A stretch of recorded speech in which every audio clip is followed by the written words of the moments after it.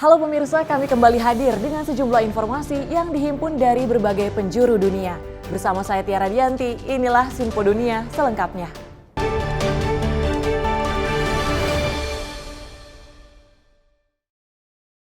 Sinpo Dunia kami awali terkait perundingan gencatan senjata dalam perang Israel-Hamas belum juga membuahkan hasil di tengah berlanjutnya upaya Amerika Serikat, Mesir, dan Qatar. Sementara itu pertempuran berlanjut di berbagai wilayah Gaza dan mengancam warga sipil. Tank-tank Israel kembali berpatroli di Israel Selatan yang berbatasan dengan Gaza. Sementara asap tampak mengepul dari pertempuran di wilayah Gaza. Pada saat yang sama, Amerika Serikat dan sekutu-sekutunya di kawasan terus mengupayakan gencatan senjata. Alon Lee Green dari kelompok perdamaian Yahudi Palestina Standing Together termasuk yang mendukung gencatan senjata permanen. So of course it's possible. On November, 104 hostages were released in a deal, right? Who were the sides, the two parties of this deal? Israel on one side, of course, and Hamas on the other side. I think we need to extend it into a full-on permanent ceasefire that will stop the killing and destruction in Gaza, that will bring back all the hostages that are still alive, and that will progress us. Sejauh ini pemerintah Israel hanya mendukung jeda-jeda pertempuran untuk memberi kesempatan penyaluran bantuan, bukan gencatan senjata. אנחנו מתקרבים לסיום שלב החיסול של צבא הטרור של חמאס, יהיה עוד המשך להכות בשערים שלו. Sementara posisi Hamas juga tak berubah. Unless Hamas changes their demands previously, of course, have been that Israel cease all military action and withdraw all, what they call occupation forces from Gaza. And of course, for the Israeli government, that would be complete failure. That would mean complete failure of their operation in the end. Proposal Amerika Serikat yang dikenal sebagai proposal 3 fase pada akhir Mei mendapat dukungan dari Dewan Keamanan PBB, juga dari berbagai negara termasuk Indonesia. Meski proposal ini disebut Presiden Amerika Joe Biden sebagai proposal dari Israel, pemerintahan Benjamin Netanyahu berkali-kali mengatakan prioritas pemerintahnya adalah untuk menghabisi Hamas. Banyak warga Israel termasuk keluarga sandera yang ditawan Hamas juga mendukung proposal ini. I think it's the closest we've come to ending the conflict. If Israel doesn't accept it, it's going to make them look even worse. It's going to be harder for the United States to continue, with the, pretty much the unconditional support. Organisasi kemanusiaan mengatakan bahwa berlarutnya perang berarti banyak warga Palestina yang melarikan diri dari pertempuran, tinggal di tenda-tenda pengungsian saat suhu udara melampaui 32 derajat Celcius. Dari Alexandria, Virginia, Yuni Salim dan tim VOA. 8 bulan lebih sejak meletusnya perang Israel-Hamas dan gencatan senjata yang berkelanjutan masih belum juga tercapai. Bahkan ancaman eskalasi menguat dengan peningkatan intensitas serangan antara pasukan pertahanan Israel IDF dengan kelompok militan Hizbullah di Lebanon. Intensitas serangan militer Israel mulai mereda di Gaza. Sebagian pasukannya pun mulai berkemas meninggalkan Rafah di perbatasan selatan dengan Mesir. Tapi kini serangan meningkat di perbatasan utara Israel dengan Lebanon mengundang kekhawatiran dari Sekjen PBB. One rash move, one miscalculation could trigger a catastrophe that goes far beyond the border and frankly beyond imagination. Let's be clear. The people of the region and the people of the world cannot afford Lebanon to become another Gaza. Menteri Pertahanan Amerika Serikat Lloyd Austin saat menerima Menteri Pertahanan Israel Yoav Gallant di Washington menyerukan solusi diplomatik. Hezbollah's provocations threaten to drag the Israeli and Lebanese people into a war that they do not want. Such a war would be a catastrophe for Lebanon, and it would be devastating for innocent Israeli and Lebanese civilians. Namun Gallant mengatakan Israel harus bertindak. In the north, we are determined to establish security, changing reality on the ground, and bringing our communities safely back home. Kelompok bersenjata Lebanon Hizbullah yang didukung Iran mulai menyerang Israel segera setelah serangan lintas batas Hamas pada 7 Oktober yang memicu perang di Gaza. Sejak saat itu, Israel dan Hizbullah saling baku tembak, menyebabkan puluhan ribu orang di kedua sisi perbatasan mengungsi. Sebelumnya dalam pertemuannya dengan Menteri Pertahanan Israel Yoav Gallant, Menteri Luar Negeri Amerika Serikat Antony Blinken juga menekankan pentingnya menghindari eskalasi konflik di Timur Tengah. Menlu Blinken juga mengatakan perlunya mencapai resolusi pasca perang yang realistis, yang memungkinkan para pengungsi baik di Gaza, Libanon, dan Israel kembali ke rumah mereka. Alon Lee Green dari Standing Together, organisasi perdamaian warga Yahudi dan Palestina, juga mendesak deeskalasi. First of all, let's stop the war. Let's prevent a bigger war in the north. I mean, as much as we're continuing the war in Gaza, the danger of a war in the north with Hezbollah is growing bigger. So we need to prevent that. We need to stop the war.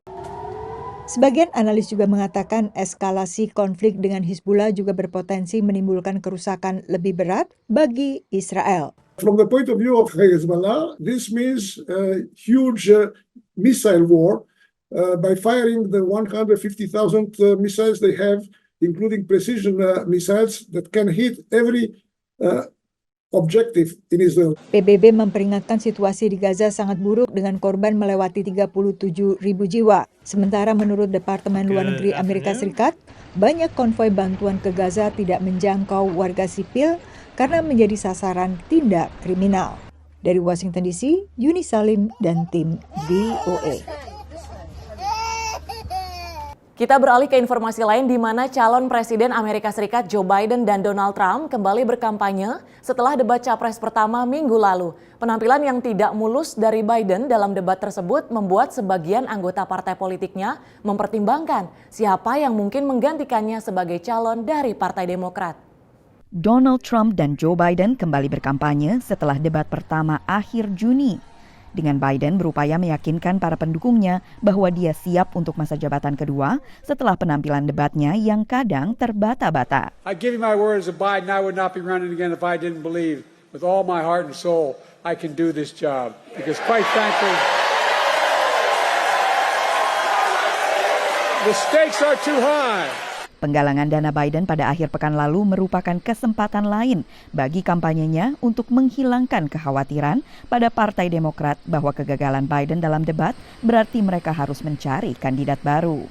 If there were a new, vigorous, younger Democratic nominee, I think people would take that opportunity in a minute to keep Trump out. Trump mengatakan debat lalu menunjukkan bahwa pemilu ini adalah pilihan antara yang kuat dan lemah. The question every voter should be asking themselves today is not whether Joe Biden can survive a 90-minute debate performance, but whether America can survive 4 more years of crooked Joe Biden in the White House. Trump mengatakan ia yakin Biden akan tetap bersaing dengannya. Many people are saying that after last night's performance that Joe Biden is leaving the race. But the fact is, I don't really believe that because he does better in polls than any of the Democrats they're talking about. Beberapa orang yang dibicarakan yang mungkin menggantikan Biden adalah pasangannya Wakil Presiden Kamala Harris, Gubernur negara bagian penentu Michigan Gretchen Whitmer, Gubernur California Gavin Newsom, Gubernur Kentucky Andy Beshear, dan Gubernur Illinois J.B. Pritzker. Tak satu pun dari mereka yang menyerukan penggantian Biden. Pergantian kandidat sebelum konvensi Partai Demokrat pada bulan Agustus mengharuskan Biden mundur. They would have to go to the White House and try to convince him, and he will be tough to convince. And they'll also have to try to convince Joe Biden. And that may be even tougher. Ibu negara mengatakan pada kampanye pasca debat bahwa suaminya menunjukkan ia adalah pilihan terbaik Amerika. What you saw last night on the debate stage was Joe Biden, a president with integrity and character, who told the truth. And Donald Trump told lie after lie after lie. Jajak pendapat awal pasca debat yang dilakukan oleh CBS News menunjukkan bahwa sebagian besar anggota Partai Demokrat yakin Biden harus tetap jadi calon mereka. Selain debat, konvensi partai politik juga akan memiliki dampak besar terhadap pemilih. Konvensi Partai Republik akan diadakan pada Juli ini, sementara Partai Demokrat akan diadakan pada Agustus mendatang. Dari Washington DC, saya Valdia Baraputri dan tim VOA. Masih terkait debat Capres Amerika Serikat, di mana warga Amerika Serikat di seluruh penjuru negeri ini menggelar nobar atau nonton bareng debat Capres Amerika Serikat pertama. Pendapat dan reaksi mereka beragam terkait performa Joe Biden maupun isu-isu sensitif yang tidak dijawab oleh Donald Trump. Dari New York hingga Los Angeles, di Michigan dan Las Vegas, bahkan penumpang dalam penerbangan dari Minneapolis ke Miami. Jutaan warga Amerika menyaksikan debat pertama Pilpres 2024 antara Presiden Joe Biden dan mantan Presiden Donald Trump. Pada acara nonton bareng pro-Trump, para pemilih berpendapat bahwa performa Biden menunjukkan bahwa ia tidak pantas untuk dipilih kembali untuk jabatan tertinggi di AS. I don't want to be disrespectful towards the elderly, but like Biden is, he slurs his words a lot. I just don't think he's fit to be a leader. I think Donald Trump, he did well tonight. He kept his calm and his cool. He was holding back quite a bit, and I wish he would have tore into him more. But he's got to be polite. Penonton debat lainnya kecewa karena para kandidat tidak menjawab beberapa pertanyaan secara langsung, seperti janji Trump untuk mendeportasi jutaan migran tidak berdokumen jika terpilih. Ex-President Trump failed to answer the question, is he going to try to deport 13 or 14 million immigrants, taking children and spouses from others, people that have been here 20, 30 years? Juga mengenai meningkatnya biaya hidup. Biden inflation, everything is skyrocketed. Stuff is 3-4 times the price it was during Trump's era. Gas prices are way overpriced. Pada nobar Partai Demokrat di Los Angeles, para pendukung Biden fokus pada isu-isu yang ada dibandingkan mengkritik performa para kandidat. Trump is a complete liar. Everything he says is just one lie after another. And he's never going to protect us as women. He's not going to protect minorities across the nation. And he's going to make things worse for us. He's going to put us into more wars. There is no crime wave from immigrants coming into this country. It doesn't exist. Former President Trump is only using those words to gin up a base that only wants to create a xenophobic, racist country. Tinggal kurang dari 5 bulan lagi hingga pemilu AS pada 5 November. Pemilih di Amerika Serikat memiliki satu kesempatan lagi untuk menilai para kandidat pada debat kedua yang akan dilaksanakan pada 10 September mendatang. Dari Washington DC, saya Valdia Baraputri dan tim VOA. Sinpo Dunia kami lanjutkan terkait dengan Library of Congress, perpustakaan dan badan kebudayaan federal tertua di Amerika, baru-baru ini ikut merayakan 75 tahun hubungan diplomatik Indonesia-Amerika dengan memamerkan sejumlah koleksi langka Indonesia. Dua penari senior ini dengan gemulai menampilkan tari golek membuka pameran koleksi langka Indonesia di Library of Congress, Washington DC. Salah seorang penari adalah Claire Selgin-Wolfowitz, antropolog Amerika yang sejak awal tahun 60-an memusatkan perhatian pada Indonesia. I'm so proud of the U.S. because the U.S. was the first country to recognize Republic of Indonesia. And I hope that, there can be a good, close relationship all the time. Why not? Lebih dari 100 pengunjung dan tamu termasuk perwakilan Kongres AS, akademisi, peneliti dan warga memadati perpustakaan dan badan kebudayaan tertua Amerika ini untuk melihat langsung sejumlah koleksi langka yang sangat jarang dipertunjukkan bagi publik. Misalnya salinan babat Tanah Jawi tahun 1861, atau naskah-naskah Batak yang ditulis di kulit kayu koleksi tahun 1870 yang jika diamati ternyata merupakan resep makanan. Direktur Koleksi Umum dan Internasional Library of Congress, Eugene Flanagan, dalam pidatonya saat membuka acara ini mengatakan, pameran ini mencerminkan hubungan panjang antara Library of Congress dan Indonesia. Koleksi langka milik perpustakaan yang dibangun pada April 1800 juga dimanfaatkan oleh banyak institusi akademik di dalam dan luar Amerika. Kuasa Usaha Ad Interim KBRI Washington DC, Ida Bagus Made Bimantara, menyampaikan rasa terima kasih kepada Library of Congress yang dengan tekun mengumpulkan dan merawat koleksi langka Indonesia ini. Kalau misalnya kita mau melakukan riset mengenai apapun di Library of Congress termasuk mengenai Indonesia, kita bisa daftar ke sini dan duduk di sini, cari buku, cari film, cari rekaman audio dan lain-lain mengenai Indonesia, itu bisa. Sementara itu, Direktur Kantor Pers dan Diplomasi Publik Biro Urusan Asia Timur dan Pasifik Sarah Matthews memuji pameran ini. Menurutnya, hubungan diplomatik tidak saja dijalin antar pemerintahan, tapi juga individu. Relationships aren't just about governments, but they're about people connecting with each other. And the Library of Congress and the Embassy of Indonesia have done a great job creating that partnership in a way that honors the history and the culture of our relationship and connects with people on an emotional and personal level. Sarah juga menegaskan komitmen Deplu AS untuk memastikan kerjasama erat dengan Indonesia dalam mengatasi tantangan baru di abad ke-21. Dari Washington DC, tim VOA.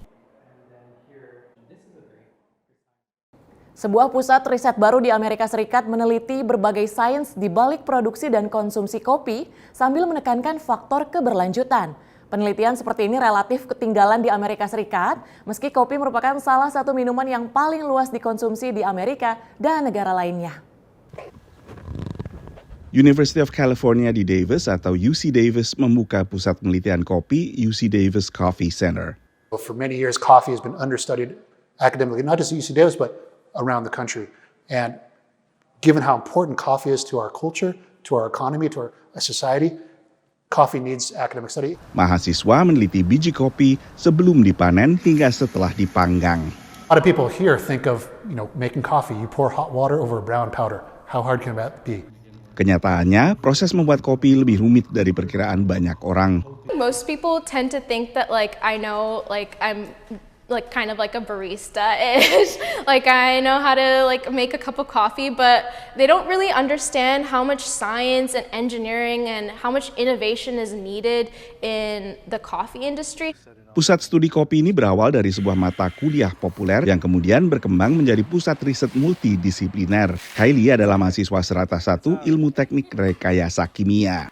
When people taste the coffee, we like to determine if the sensory notes in it. So if it's a little sour, if it's a little earthy, if it tastes a little burnt, and we use that to determine the flavor profile. Laudia adalah seorang mahasiswa doktoral di bidang ilmu kinetika. I want to use science or chemistry or engineering to be able to control how your roasted beans are going to come out of the roaster. So we could control things like its acidity level. Dibandingkan riset seputar anggur misalnya, studi soal kopi di Amerika Serikat relatif tertinggal. UC Davis sebelumnya juga memiliki pusat penelitian anggur selain juga bir dan teh. Here's the size of the wine economy. Here's the size of the coffee economy in the United States. But then when you look at the academic investment, there's a lot for wine. There's a whole department here of wine. Historically, nothing for coffee. And so that's what we're trying to change. We're trying to elevate coffee and make it a topic of academic research and an academic talent pipeline to help support the industry and help support what's arguably the world's most important beverage. Menurut data National Coffee Association, sebuah asosiasi yang mewakili produsen kopi dan industri terkait, industri kopi di Amerika Serikat mempekerjakan sedikitnya 2,2 juta orang dan menyumbang sekitar $350 miliar ke ekonomi AS setiap tahunnya. Survei terkini oleh asosiasi yang sama menyebutkan bahwa 67% warga dewasa Amerika minum kopi setiap harinya. Ini peningkatan signifikan dibandingkan survei 20 tahun sebelumnya yang menunjukkan tak sampai separuh mengaku demikian. Dengan hasil survei ini, maka asosiasi ini mengklaim kopi adalah minuman yang paling sering diminum warga Amerika, bahkan melebihi air minum. Dari Washington DC, saya Nova Purwadi dan tim VOA. Banyak kota di Amerika Serikat ini memiliki masalah ketunawismaan, terutama di kota-kota dengan keterbatasan perumahan terjangkau. Beragam solusi pun digulirkan, salah satunya yakni memanfaatkan material yang banyak tersedia, yang bisa dengan cepat dan relatif murah dimodifikasi menjadi hunian. Kompleks perumahan di kota Atlanta, negara bagian Georgia ini, dulunya adalah lapangan parkir yang lahannya milik pemerintah kota. Perhatikan tempat tinggal yang dibangun di sini. Semuanya terbuat dari kontainer kapal kargo yang kemudian dimodifikasi untuk hunian dan kini menjadi tempat penampungan tunawisma bernama The Melody. The Melody is a combined residential facility, so it should be considered by the people who live here like their home, like an apartment complex, but it is also a permanent supportive housing program, which means that The people who are here were referred through Partners for Home. Partners for Home, sebuah organisasi nirlaba yang bertujuan mengakhiri ketunawismaan, mengatakan bahwa jumlah warga tunawisma di Atlanta meningkat 30% dari 2022 ke 2023. People who are here can be here as long as they need to be. There is no exit time for them. Some people's barriers are so high that they might need, assistance forever, but we already have some people who are already planning on I want to get a job and I want to go out. So our role at The Melody is case by case to make sure that we're helping people achieve those goals. Cynthia, usia 61 tahun, adalah salah satu penghuni The Melody. Ia adalah seorang mantan juru masak yang mengalami ketunawismaan kronis. I'm really enjoying here because I got my own door key, and then I can go as I please, and Dengan tinggal di The Melody, Cynthia bisa punya tempat berlindung dan bersandar sambil memikirkan apa yang ingin ia lakukan dengan hidupnya. Just getting a peace of mind. That's it. Just a peace of mind. You think better when you stable. Guna memfasilitasi pencarian pekerjaan, perumahan tunawisma dari kontainer kapal ini terletak dekat sebuah stasiun kereta bawah tanah. Our job is to investigate and connect them to those resources. And if it's anything, if it's anything that we can't provide here, then we work with a network of nonprofits like Mercy Care, In-Town Community Ministries, food banks, churches, to make sure that people have access to food, mental health providers, medical providers, prescriptions. Kontainer ini diperoleh dari Badan Penanggulangan Bencana Negara Bagian Georgia yang tadinya menggunakan kontainer ini untuk fasilitas medis saat darurat COVID. Karena relatif cepat, murah, dan mudah untuk mengubah kontainer menjadi perumahan, maka program sejenis juga digulirkan di kota-kota lainnya, termasuk Los Angeles, negara bagian California, Phoenix, Arizona, dan juga Newark, New Jersey. Dari Washington DC, saya Nova Purwadi dan tim VOA. Informasi tadi sekaligus menutup jumpa kita pada edisi kali ini. Tetap saksikan Sinpo Dunia hanya di Sinpo TV. Saya Tiara Dianti mewakili kerabat kerja yang bertugas, pamit undur diri. Terima kasih dan sampai jumpa.